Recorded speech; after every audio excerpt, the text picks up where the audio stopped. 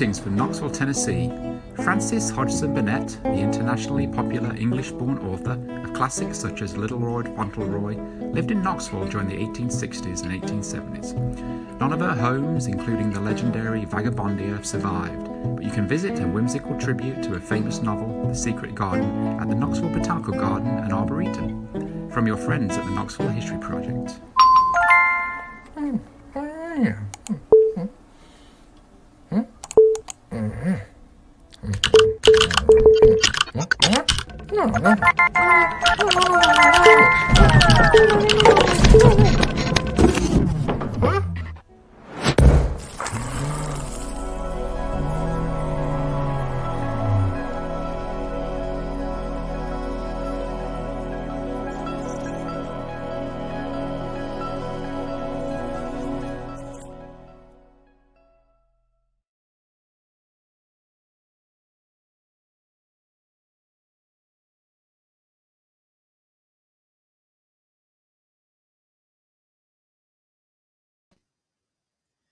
Good evening. I'm Devon Boan, professor of English at Belmont University, and on behalf of Humanities Tennessee, let me welcome you to this Saturday evening session of the Southern Festival of Books. Before I introduce our three wonderful authors tonight, I'd like to publicly thank our key sponsors, the Metro Nashville Arts Council, the Ingram Content Group, the Tennessee Arts Commission, Vanderbilt University, and Parnassus Books. Our festival wouldn't be possible without their support and yours. If you've enjoyed the festival, let me ask you to consider going to the Humanities Tennessee website and donating to the festival. You'll also want to purchase copies of our guests' books from Parnassus. The link for Parnassus at the bottom of the page, or you can go to parnassusbooks.net SFB, and the festival will benefit from your purchase as well. Be sure to post any questions you have for our authors, and we'll pull you into the conversation. Remember, too, that our festival inclusion policy applies online. Now let me introduce our guests.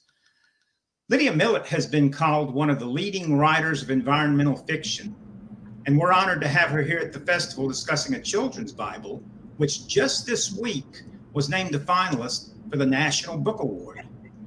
Lydia holds a master's degree in environmental policy and lives in the desert outside Tucson, where she works as an editor and writer for the Center for Biological Diversity. She's written more than a dozen novels and story collections, and a children's Bible is not her first honored work. Fight No More, a story collection, received an Award of Merit from the American Academy of Arts and Letters, and her collection, Love and Infant Monkeys, was a finalist for the Pulitzer Prize. Welcome, Lydia. Hi, thanks for having me. I'm so glad you're here. Me too. Some Go Home will convince you that Odie Lindsey is a child of Mississippi, and indeed he earned an MA at the University of Mississippi's Center for the Study of Southern Culture and worked as a bookseller at the Fable Square Books. But Odie is a citizen of the world, having spent time in Austin, LA, Chicago, where he earned an MFA from the School of the Art Institute of Chicago. He's been to Spain, Italy, Morocco, Iraq, where he served in the Iraq War, and he currently lives in Nashville, where he is professor of the practice at the Center for Medicine, Health, and Society at Vanderbilt University. His story collection, We Come to Our Senses, was named on best of lists by Electric Literature and Military Times. Welcome, Odie. Devin, thanks so much. It's wonderful to be with y'all. It's good to have you. Cheers. David James Poissant's story collection, The Heaven of Animals, from 2015, confirmed what readers had already discovered. He is a master at storytelling. The collection won a GLCA New Writers Award and a Florida Book Award, was longlisted for the Penn Robert W. Bingham Prize, was a finalist for the Los Angeles Times Book Prize, and has been translated into 5 languages. His novel, Lake Life, which he's here tonight to discuss, continues that tradition.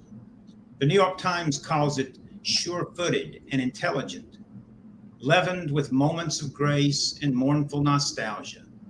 His fiction appears in many of America's top journals and anthologies, and he currently teaches in the MFA program at the University of Central Florida.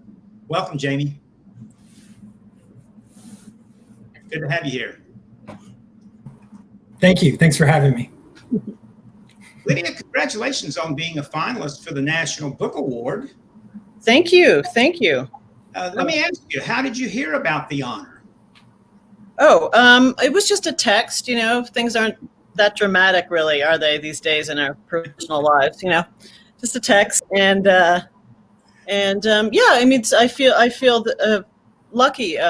I feel lucky with regard to that. Yeah, it's really nice. Well, we feel lucky to be on a panel with you here tonight. Well, you're very kind.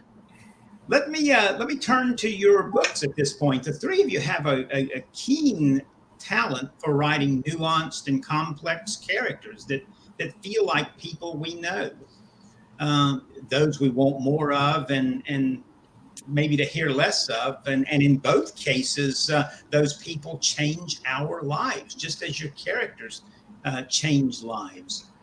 Tell me a little of how you bring such characters to life, the nuance, the complexity, and the challenges you have in doing so. Hey, who wants to take that one? Well, maybe for me, because two of the books, the protagonist in my novel was in my short story collection, and I can say this about Colleen: I wasn't done with her, and I started writing this novel, and I was 3 or 4 years into it before she came in, because I just couldn't stop thinking about who she was, who she wasn't, what would happen to her. She's a young Iraq War veteran, and I sort of knew my relationship to that process, but I had no idea really about hers. And at some point, yeah, just thinking about her, thinking about her family, I'd be speaking to her, drinking beers with her, playing guitar with her when she wasn't there. And I said, well, damn it, I need to really probably find a way for her to be at the heart of this book. Odie, did she grow through the process of evolving to a different work? Absolutely. I mean, there's part of the novel takes up the next day after that short story, but then the bulk of it is 4 or 5 years on. And I think part of that process with me was not only sort of communing with her, but also sometimes going against my gut. What would I do? I don't know, but she would do something different, and sort of really trying to evolve a relationship where she could be dimensional and she could grow into someone almost like a sibling that I knew tremendous amounts about her, but I certainly wasn't going to know everything. Mm-hmm. And that was, that for me was an important part of this process. Okay. Yeah, I can relate to what Odie is saying and kind of echo that too. I wrote about a couple, Richard and Lisa Starling, 15 years ago. And it was the story of a marriage and a couple that had lost their infant daughter to SIDS. And luckily, that's not an experience I've endured. And the question was, would they stay together after this? And I decided that they did. And then I thought I was done with them. And a few years later, I wrote another story, and they had a toddler. And they were, of course, worried that would happen again. And I thought I was done with them. And then realized I needed to write a novel 30 years later to see, okay, now their sons are grown. They've survived this fear of SIDS, but of course, you always worry about your children's safety. And so the novel picked up 30 years after where the two stories left off. Lydia, how about you? Well, I was just going to say for myself,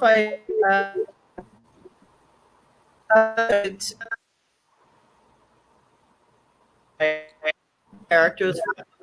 Lydia, I think we may be losing you. We're getting a frozen screen. With me? Oh, I see everyone fine. I'm sorry. Can you hear me? Yeah. Oh, you're back. Now, yes. Okay.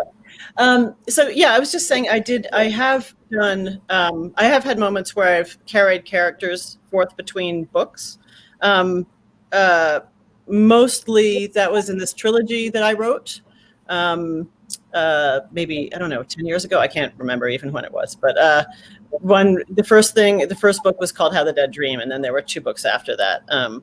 And I just sort of, on that occasion, set out to write 3 books that were from different points of view, but sort of stayed in the same group of made up people, throughout these 3 books. Generally, I don't know that I think, I'm always impressed by people who say they know their characters well. I mean, I feel that I really, in this elementary way, make characters out of just sentences which I mean may seem obvious, but I don't ever think of knowing characters really. I just make up a voice, and that I guess becomes some version of a character for me. But I do conduct a sort of like sort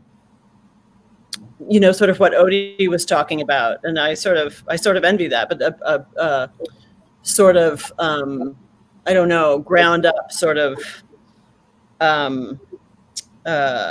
survey of any of the people that I write about. Really, I just sort of make them out of fragments and hope that they cohere in the paragraphs and the pages. So I don't know. It's probably not very helpful. I got to say, I thought you were especially marvelous the way Jack, who is a child, became so nuanced, and we could see him as a real person. I thought that was a marvelous accomplishment of characterization. Oh, thank you. That was kind of a labor of love, the sort of based on my son, that particular character. And I've been for a few years now, maybe 3 or 4 years, writing a lot about sisters who are protective of their brothers, and or mothers who are protective of their sons. But I think really as a form of wish fulfillment, because my daughter can be kind of nasty to my son. So I'm like living this fantasy life where she treats him gently and with great care. She'll never watch this. I don't know.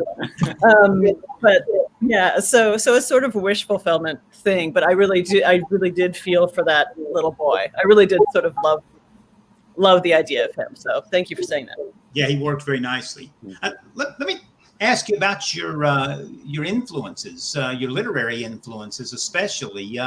Readers often seem to enjoy seeing literary influences in works, and these works made me feel like I was reading connections with other larger works in the literary pages. But as you create works, do you see yourself writing towards some larger tradition that your work has now become a part of? I would say I have two answers for that. In terms of like character interiority and knowing what it's like to live in someone's head, for me, Virginia Woolf is the greatest writer who ever lived. I would love to write something that even begins to approach Mrs. Dalloway or To the Lighthouse. So I'm always thinking about her management of consciousness and also place. Like the time passes section in the middle of To the Lighthouse is something I look to a lot when I wanted to write about the lake house in my novel. And then in terms of Southernness, because I am a Southern writer, I think Ron Rash is one of the greatest writers working today, and I'm constantly inspired by his stories, and his new collection is better than anything he's ever written. So, yes. Lydia or Odie, how about you? Do you write toward out of a sense of joining a tradition of some influences? Lydia. I have. There's a lot that I love to read, but I don't know that and I love that. As David said, or Jamie, I don't know. I haven't been told what to call you, but I do love Virginia Woolf also, and her interiority is, extraordinary. But there are other writers whose sort of interiority also is great, and I love, like Thomas Bernhardt, I think, for example, the Austrian writer. But there are many writers I love, but they're sort of all over the map. And I also love, I love fiction, but I also love poetry and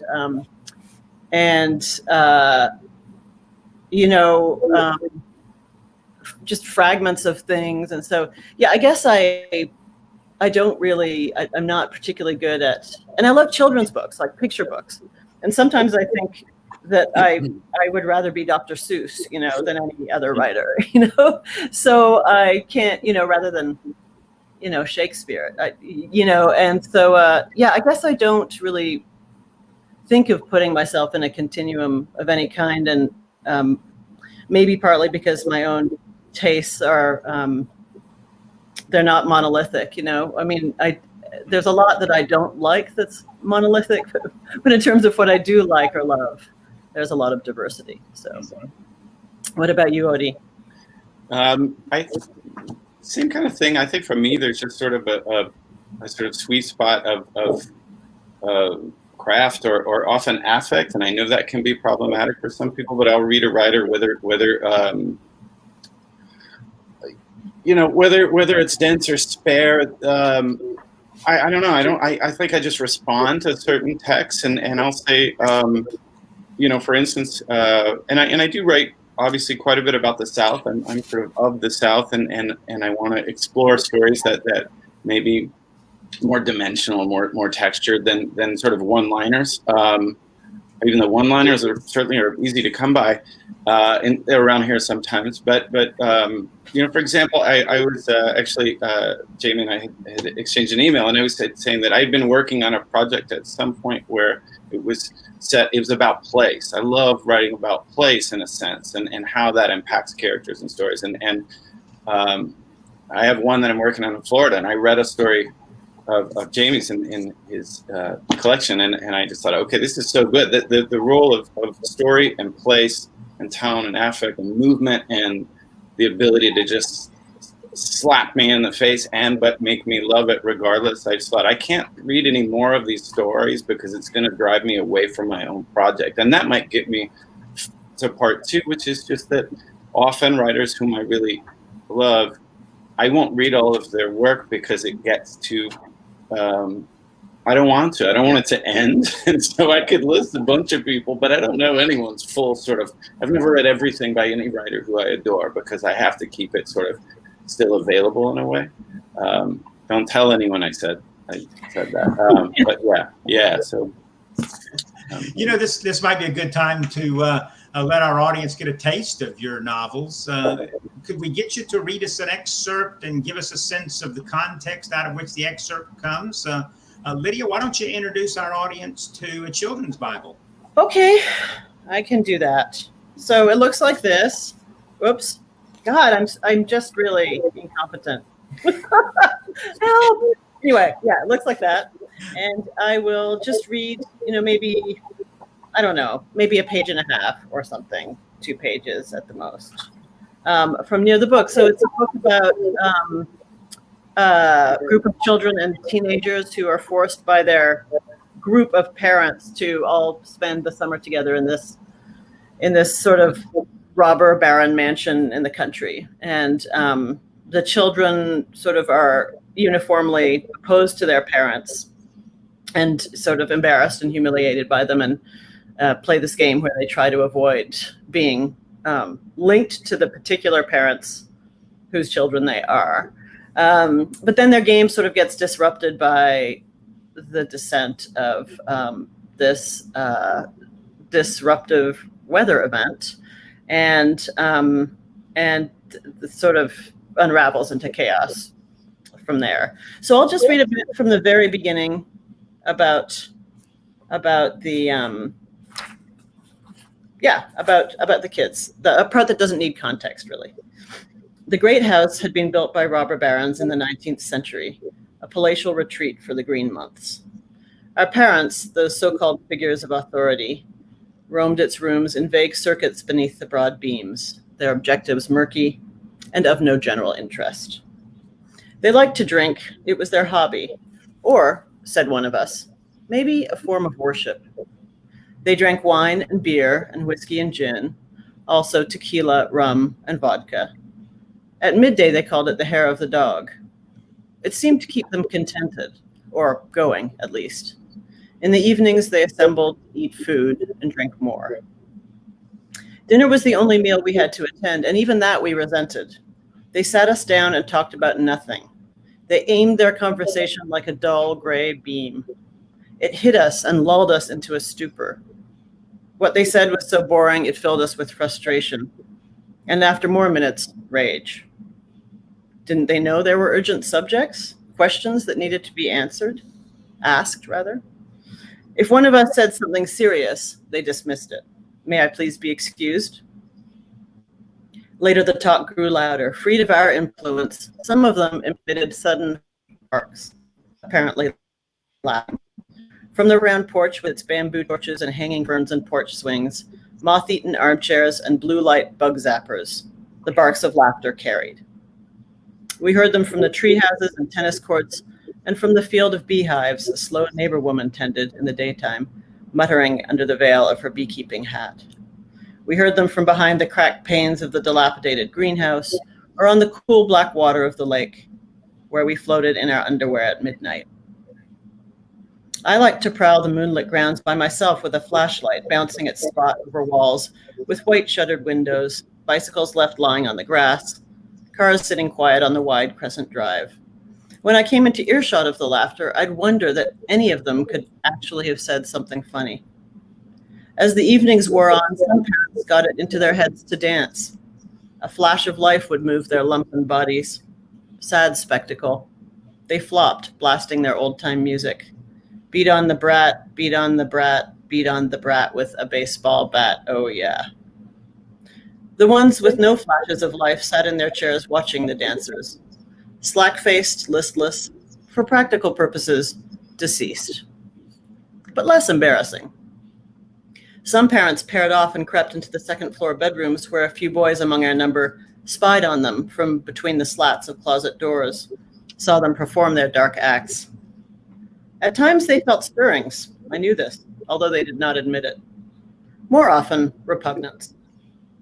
Most of us were headed to junior or senior year after the summer was over, but a few hadn't even hit puberty. There were a range of ages. In short, some were innocents. Others performed dark acts of their own.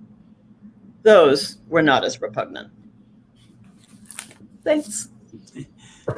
Thank you, Lydia, and thank you not just for the excerpt that you read us, but for the novel as a whole, because we live in frightening times with events like we see in your novel, with the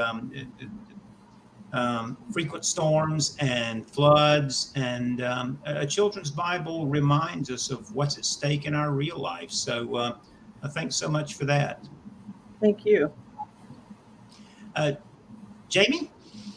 An excerpt of Lake Life wouldn't come close to capturing the finesse that you have with using multiple points of view in the novel. But I'm sure whatever excerpt you read, whatever voice we hear is going to give us a sense of the fragility that comes with doing family. So why don't you share a little of it with us? Sure, absolutely. Yeah. And you know, at the risk of fanboying, just because I am such a legitimate fan of both these writers, I also want to use this moment to plug. We are like we're backwards, but yeah. Okay, so I've been a fan of both of these writers, Lydia for 15 years and Odie since his first book 2 years ago. But I haven't read the new ones, but both their last collections are just amazing. So if you get a chance, look up their last books as well. So yeah, I'm going to read a page from Lake Life. So this is the story of Richard and Lisa Starling. They've decided to sell their family summer home in North Carolina, and they call their two grown sons who are in their 30s and their son's partners, and they tell them to come to the lake for one final weekend at the lake house. And the sons go with the intention of talking their parents out of selling this double-wide trailer that's been in the family for decades. And when they get there, they witness a drowning in their bay in front of their house. And Michael, the oldest son, dives in the water, tries to save the boy, and he hits his head on the bottom of a boat coming up. So this picks up in chapter 4 when Michael is in the ambulance and his wife Diane is with him, thinking about the future and what's going to happen for them if he doesn't survive this. So this is Diane's first chapter. Diane Maddox exhales. Diane Maddox, who traded Tennessee for Texas. Diane Maddox, whose parents are divorced. Diane Maddox, who married Michael 10 years ago and wouldn't take her husband's name. Diane Maddox, who carries a child inside of her. Diane Maddox, who had an abortion in high school and who does not regret that choice, but who is not in favor of making that choice a second time. Diane Maddox, who went to school to be a painter before settling for being an art teacher. Diane Maddox, who wonders whether 33 is too early for a midlife crisis, were women said to have those, and if those meant more than a red motorcycle and the affair to go with it. Diane Maddox, who's been reassessing her infinitesimal place in the cruel and sideways pressing world. Diane Maddox, who likes dangly earrings. Diane Maddox, who's always longed to visit Reykjavik. Diane Maddox, who grew up watching Mad About You and wanted to be Helen Hunt, who in 8th grade cried through the Mad About You finale, cried over the fact that Paul and Jamie weren't together anymore. They would give it another try, the way Diane's parents gave it another try too many times to count, giving it another try code for the pain a daughter feels when some mornings dad is there eating Cheerios, and some mornings mom says, I hope he drives that thing off a bridge. Diane Maddox, who is unhappy, but for whom divorce does not feel like an option. Diane Maddox, who wonders whether things would have gone better had she taken her husband's name. Though, of course, a name can't save you. A name can't save a marriage, can't save a house from sale or a boy from the bottom of a lake. Diane in the ambulance. Diane not crying, keeping calm. Diane following the paramedic's instructions as the ambulance navigates country roads and the paramedic measures Michael's blood pressure. Diane Maddox, not Starling. And it's never too late to change a thing, except sometimes it is, pressing the damp cloth to the head of the man she loves or loved. Some days, let's face it, she's not sure. Blood pooling beneath the cloth, the forehead an awfully vascular area, the paramedic says, worse than it looks, which Diane takes to mean looks worse than it is, though she can't be sure. There will be stitches, though she hopes against concussion, against brain injury, against anything permanent, because in all fairness, can the girl who said in sickness and in health still speak for Diane at 33? Say Michael slips into a coma or spends his life in diapers, drinking through a straw. Does the Diane who said, I do, love this man enough to wipe him another 50 years? And how to love a man who's made it clear, if not in words, then in scowls and in sighs, in the way he picks strings from the frayed cuffs of his jeans, that he'd rather her not have their kid. Does she love him enough to stay? Does she love herself enough to leave? She doesn't know, knows only that his blood is real and warm and won't stop rising from his head. Thanks. Thank you, Jamie. I really appreciate the way you find different voices for those characters in their point of view chapters. It's fun to rediscover a little more about them from what may be their perspective, I guess, through that. And I appreciate you bringing them to life in that way. Oh, thank you. Odie, your keen eye for Southern culture is a real gift, but I've got to say, my daughter has lived in Chicago for a couple of years now, and I thought that description you gave of the coming of a Chicago spring was kind of like a masterpiece of understanding that city's culture as well. Would you give us a taste of Some Go Home and let the audience get a chance to know the book? Thank you. I'd love to. That'd be great. Of note, by the way, Jamie, thank you for holding up We Come to Our Senses. You've joined an elite group of readers and becoming familiar with that. And Lydia, I was thinking about when I read your book or when I had picked it up and I read it, and I was walking around the house singing Beat on the Brat, and my 6-year-old daughter finally just said, "Why are you beating on the brat?" I was like, "I don't know. Don't worry about it. I'll play it for you." But it was a great moment where, poor child, we're all in this box we've been in for many months, and she wanted to go in the basement, be away. I'll just read from the opening, and again, Colleen is a character who was a young Iraq War veteran. This is 4 or 5 years after she comes home, and where it begins to dawn on her, she's been running from some sort of war-based trauma, but it begins to dawn on her that actually the problems and maybe trauma that she's going to need to deal with are at home, and then they're much more embedded in her hometown. So just like a page and a half on the opening here. Colleen drove home from the Memphis VA hospital classified as pregnant. She headed southeast for an hour, interstate to state highway, county road onto packed dirt drive, and into her attached double carport. She went in the house, flopped on the bed, and turned on daytime television. lit a misty, and nibbled her bottom lip between drags.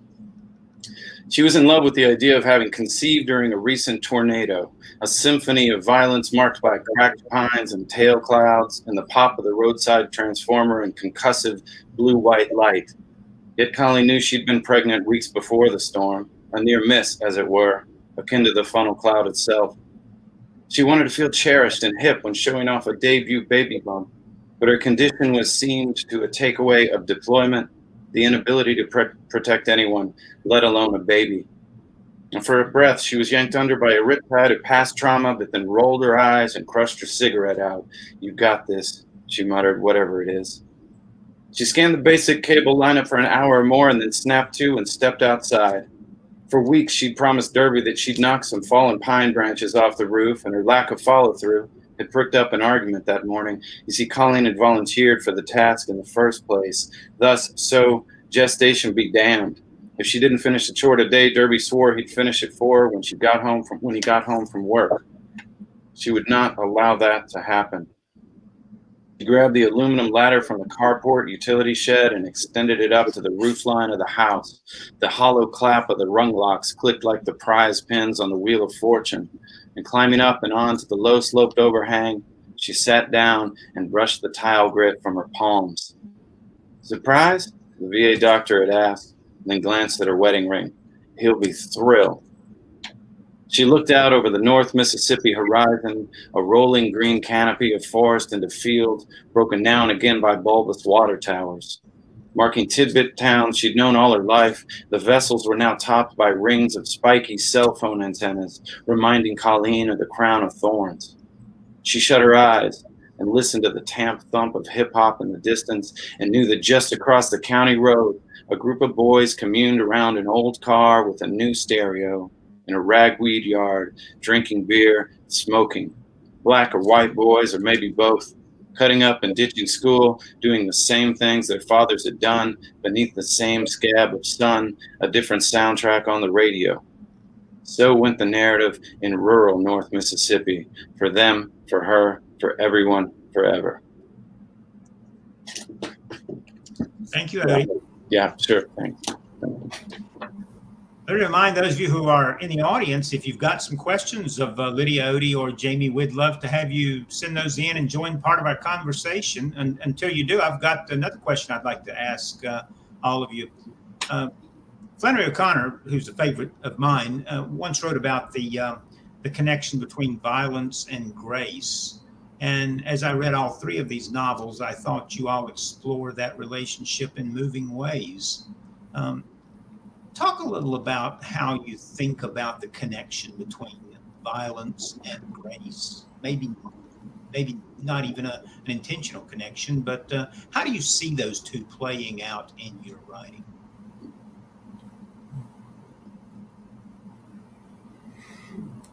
That's a really tough one. That's the hardest question I've been asked all year. Wow. I think when I think about violence, I think what's interesting about violence is it doesn't always have to be, physical depictions of violence. Flannery O'Connor stories are, of course, often tend to end with a grandmother dying or someone being murdered. But I also think of, things like psychic violence. And I think a lot of the violence, at least in my own work, that comes across is the kind of psychic violence of someone trying to impose their will onto someone else. My novel is about secrets because it's about family. And I think in family, we have secrets and we have open secrets. And the hardest thing about writing the book was remembering, and with 6 points of view, who knew whose secrets and how much they knew and who was pretending they didn't know. And so I think secrets come about as a result of the fact that we're all hiding our truths from the people we love because we're afraid that love's conditional, that we won't be loved unless we conform to someone's expectations for us, especially in child-parent relationships. So yeah, the kind of, I think, violence that we do to each other in terms of our expectations of who we should be or how we should act in a family, that's something that, I think if all writers write the same story over and over again, that's the story I'm always writing, is about, the relationships between siblings and parents and children and the expectations we have for each other or think we should have for each other. And of course, it's at the edge of the worst of that kind of psychological violence in lake life that I think your characters do begin to feel a sense of grace. At least that's the way I perceive that. So I think that plays itself out in why they're there. Oh, thank you. Yeah, that was my goal. So I appreciate that.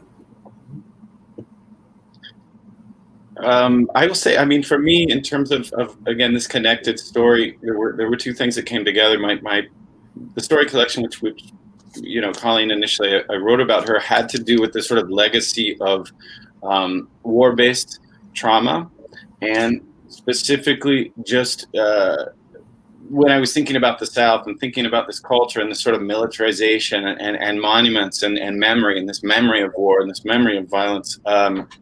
And how that impacts different bodies, and this notion that we think of violence as a thing that's sort of fixed to the past, and we move forward. But of course, like, memory doesn't work that way. And so cultural violence or that type of thing, I think, was recurrent. And that really got me to thinking about the structure of this novel. It not only was Colleen's relationship to it, but it enabled me.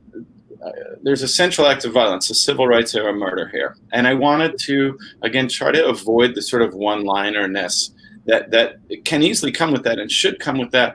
But I wanted to look at how it impacted a community of people. And so it enabled me to look at different families, all of whom have a different connection to this violence, and how some of them are immediately impacted and maybe and some of them are don't even sort of have a voice in the process. But it allowed, I think, the running from that violence, the running for that trauma was fascinating to me. How some people wanted to sort of pretend it never happened. Some people wanted to face it head on and destroy it. Some people wanted to memorialize it in different ways in physical spaces. But none of them were dealing with it.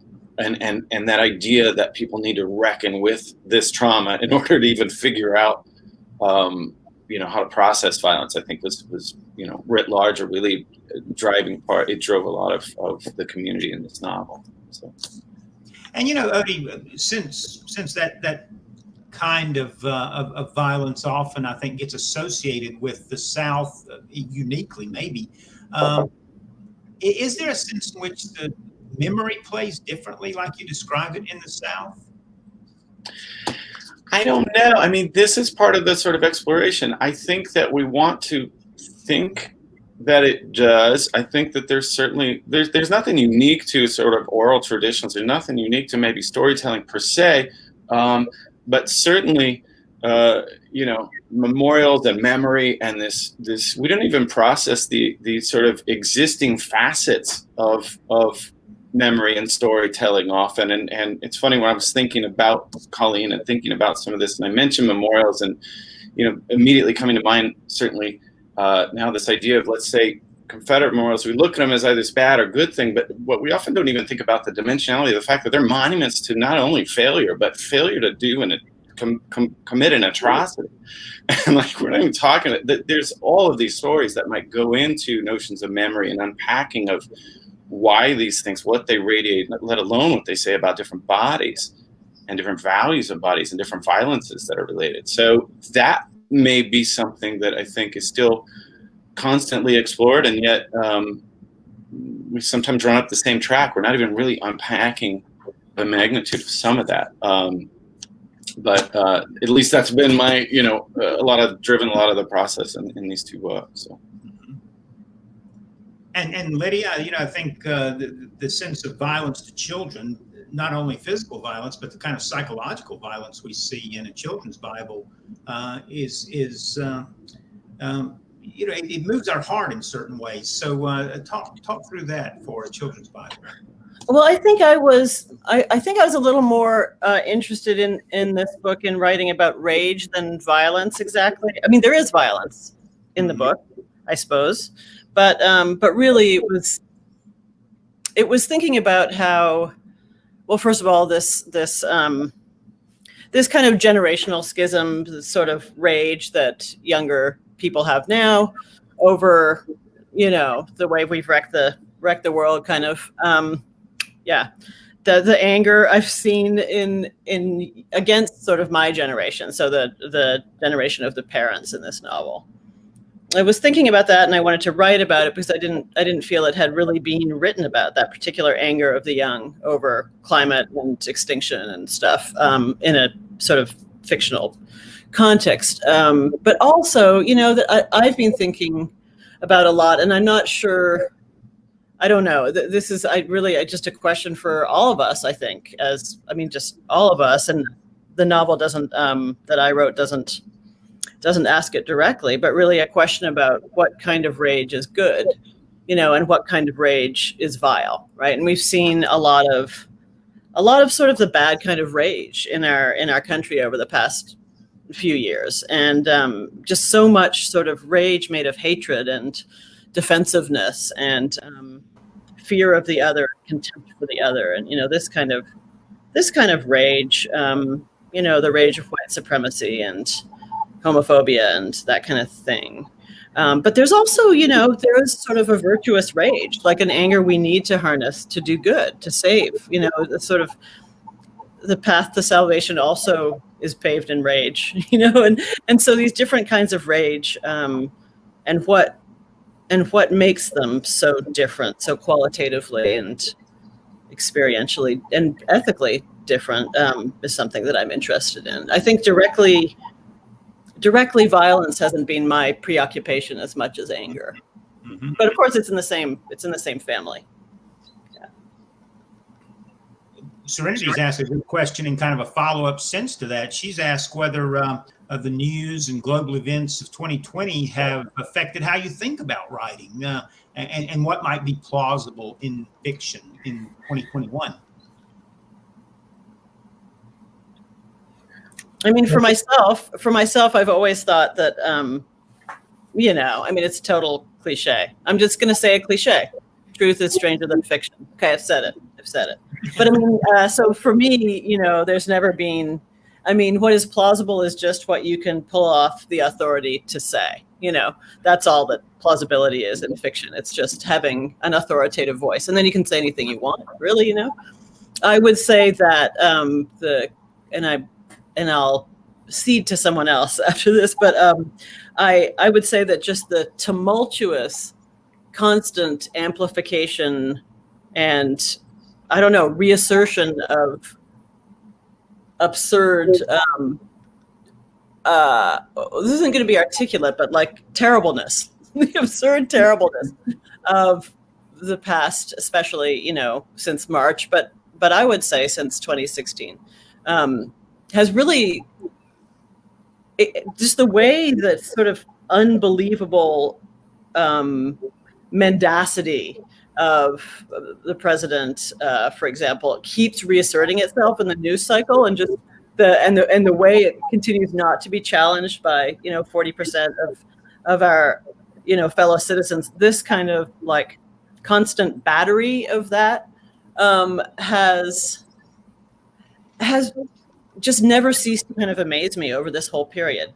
And it reminds me of that old adage about like, insanity being defined as, repeating the same action over and over again and expecting a different result or something. But I keep doing that. I keep being surprised.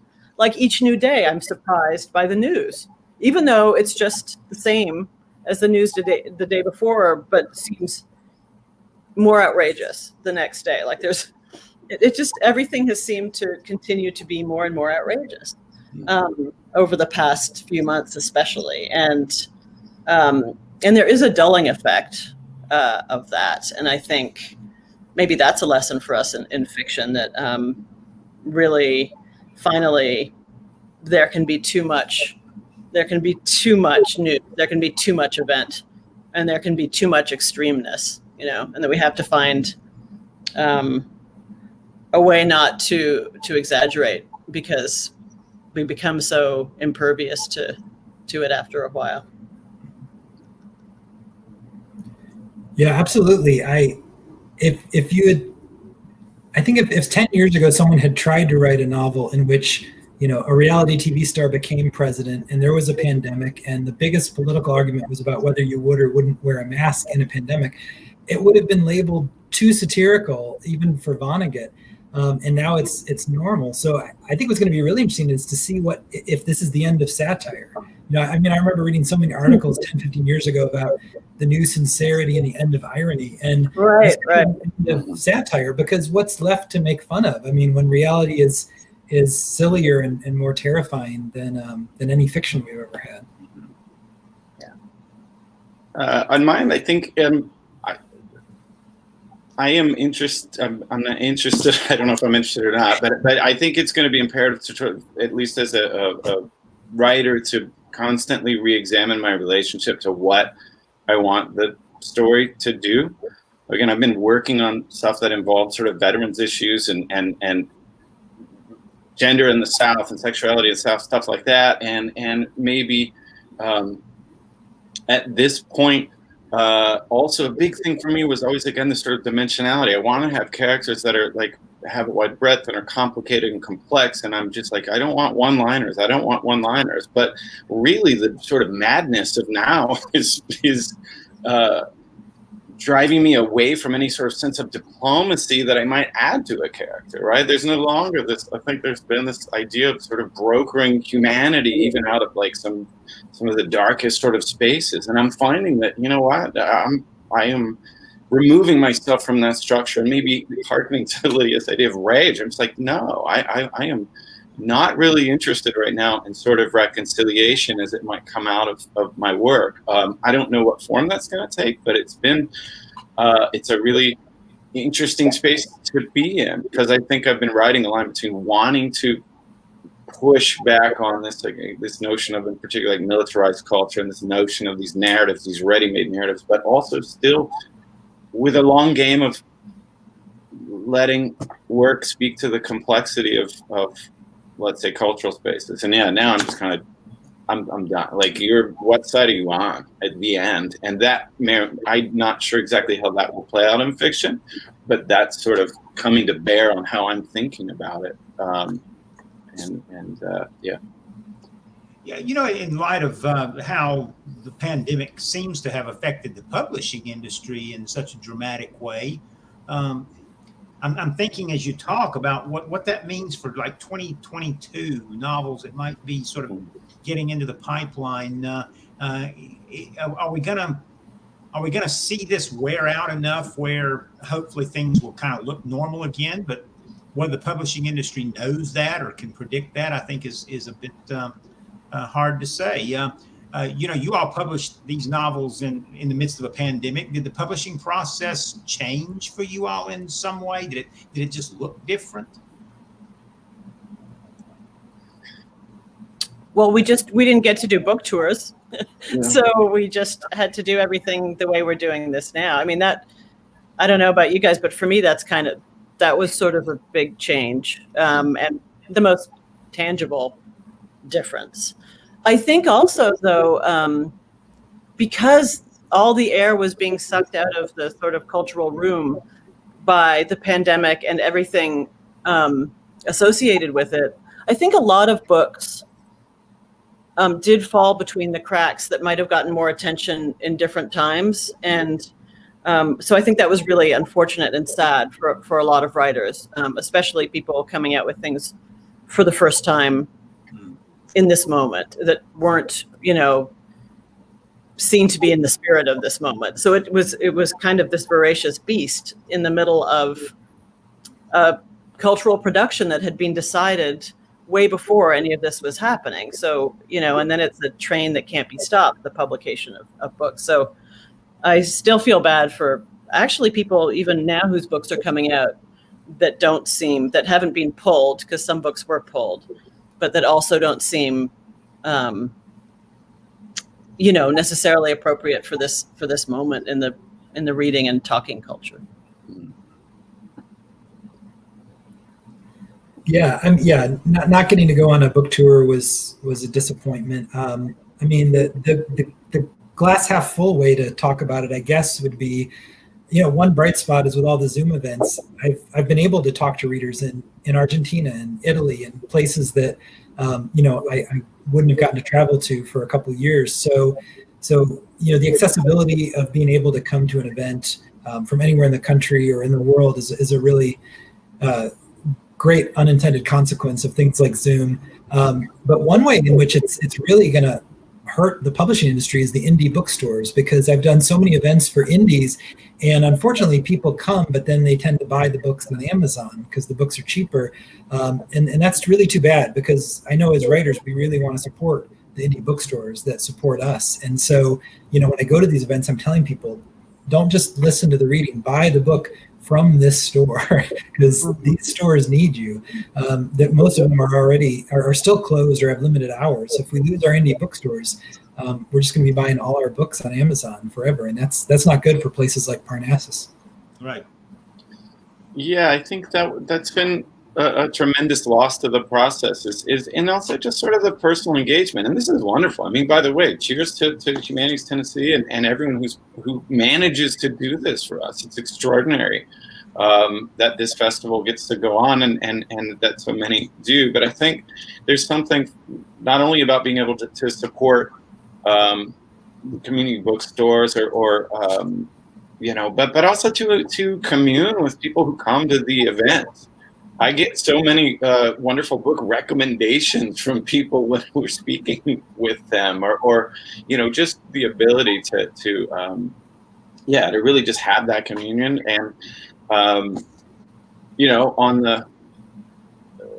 the selfish end of things, I think it's so insulated to write a work of fiction, and then it's so wonderful to go out and to be around other people who are making work and to feel as if there's this great sort of boat between reader, writer, folks who support culture, that it's it's sorrowful to miss everybody, but I guess in the scheme of things, it's always have to, it's hard to qualify that with like, well, it could be a hell of a lot worse personally than for me to be on screen with y'all right now. I know that much as well. But I do miss people. I miss people speaking about literature they love. I miss small bookstores and learning from those folks, and that,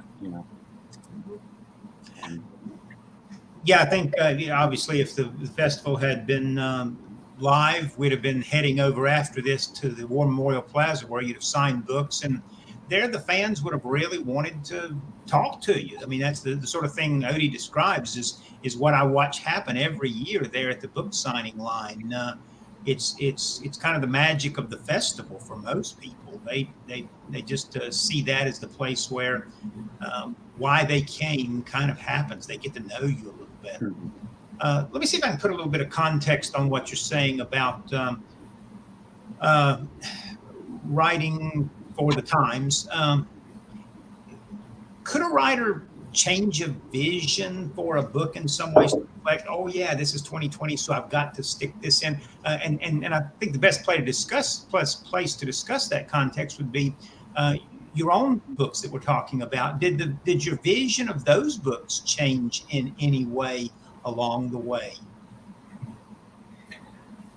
Mine absolutely did. I wrote about this for a piece for LitHub. If you just Google my last name and LitHub, it'll pop up. I made the mistake. It's my first novel, and I took too long to write it. And the reason I took too long is because I kept changing the book every time current events changed. And now current events change every day. So what I was trying to do would be impossible.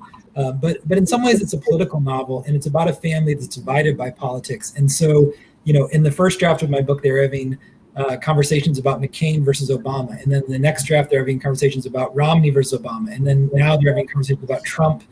And it's impossible to write a novel that's of the moment, because then even though I thought I had said all I wanted to say about the Trump administration, the book comes out a year and a half later in the middle of a pandemic, and everything I've said already feels old-fashioned a year and a half later. What I think is interesting now is I've let go of trying to capture kind of a zeitgeist or a moment. In the new book I'm writing, I think I'm just trying to capture a mood. Like, I'm not going to try to write about the pandemic, but I think just sort of the tone of the time we're living in is invading the book. Like, it feels like it's a novel about isolation and about, the loss of community. And in that way, sort of thematically, it will be about the pandemic, even though it's not going to be set in 2020. Yeah, I kind of think that the most important way sort of events like what we've been passing through affect us as writers going forward really is, I mean, unconscious or semi-conscious, or has to do with tone or affect more than with sort of literal transliteration or transcription of stuff onto the page. You know, I think it shows up probably much more significantly in the way we write, in the how of writing, than in the what we write. Mm-hmm. Mm-hmm. I think on my end, I'm going to try to change anything, but I am so slow that some of these topics, strangely enough, sort of came to inhabit. The book came to be in dialogue when I'm writing about Confederate monuments in the South, or writing about memory and memorial and how bodies react to that, and writing about something that's 1964, Freedom Summer, and into 1980 Reagan, and then this sort of recurrent narrative, this generational sort of narrative that unfortunately kind of comes up in some of the tensions there. So it was interesting to write something that I think is like the story and the things are urgent, but also there's a weird relationship to urgency that changed as the novel was approaching. But I don't know. I would be interested, and I know we're near the end. But for instance, Lydia, when you're working on story, and given your work or the body of your work and scholarship beyond story itself, how do you ever have a moment where you're saying, "Oh wait, or the balance of, let's say, story and science," or is there a moment where you realize that you might be drifting one way or the other, or do you just, I'd be. Well, you mean sort of, do you mean sort of the balance between sort of fact and art or something? Or something like when I'm reading your novel, I'm wondering when are you writing story and your work and expertise and education and everything sort of is just channeled into story, or are you writing? Do you have a balance where I need to work in this science into the art more, or? Yeah, I don't think I ever think that at least with fiction. I don't really think about working things in or anything, but it is true that it's still a difficult balance, right? Especially if there's anything normative in the fiction you're writing, any kind of, I don't know, any kind of advocacy, secret or otherwise, then it's always like sort of, how much can I get away with, sort of question. Now I'm writing a nonfiction book, which is a bestiary, which is very much, I guess it's creative nonfiction or something, but it's this bestiary, and it also has pieces of my own life in it, and it has, pieces of contemporary politics in it, and religion, and all this kind of stuff. And in that, it's actually more difficult for me to balance the kind of personal narrative with the science and stuff, because I find it really hard to know what's already known. To know what's known because when I'm writing fiction, I don't know about you guys, but I never ever think about my reader. Really, I never do. I just, I write what I want. I mean, I'm guessing that's the same for you, because that's why we're not in Hollywood right now. So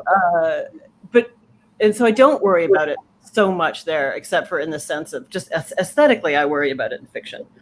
But in this other thing I'm writing, in this bestiary, I worry about it more in terms of what do most people already know, and I can't answer that question because some of these things are really abstract, and so that's a place where that's been really difficult for me, and I don't know how to render that opinion. Finally, I guess you just have to give it to others to read or something. I don't know. Well, I hate that our hour is over. This has been a fun conversation. Lydia, Odie, Jamie, you guys have been wonderful. This has been great. Let me address the audience just briefly and say you're going to want to buy these books, A Children's Bible, Lake Life, some go home. They are books that will move you, will entertain you, will change you, will challenge you. All the things you look for in novels, you're going to find in these 3 books. So hop on at Parnassus's website and buy these books, and I think you'll not be sorry for that. With that, we'll say good night. Thank you. Thanks for having me.